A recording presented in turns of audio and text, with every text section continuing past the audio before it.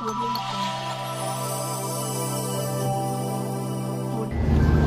बांगलादेश मध्ये बघा काय चाललंय. आमच्या भारतनी तुम्हाला विश्लेषण करून सांगितलं. तिथे हिंदूंचे ठेचून ठेचून मारतायत. तिथे विचारतायत का हिंदूंना मारण्या अगोदर, अरे बाबा तू मराठा आहेस का ओबीसी आहे?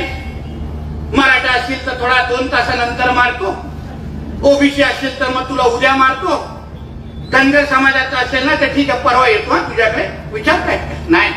हिंदू आहे ना मारून टाका त्याला. अशा पद्धतीचा कार्यक्रम त्या बांगलादेश मध्ये सुरू आहे. आणि आपण इथे काय करतोय आपल्या भारत देशामध्ये? अहो त्या लोकांना जेव्हा आरक्षण पाहिजे असतं तेव्हा फक्त मागणी करतायत आम्हाला मुस्लिम आरक्षण द्या.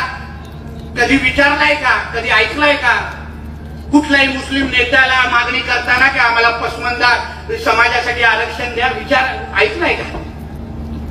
जेवढी जाती आपल्यामध्ये आहेत, हिंदूंमध्ये आहेत, तेवढ्याच जाती त्यांच्यामध्ये पण आहेत मुस्लिम समाजामध्ये.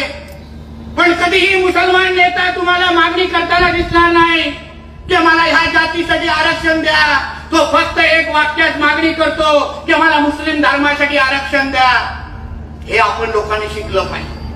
याच्यावरून आपले डोळे उघडले पाहिजे.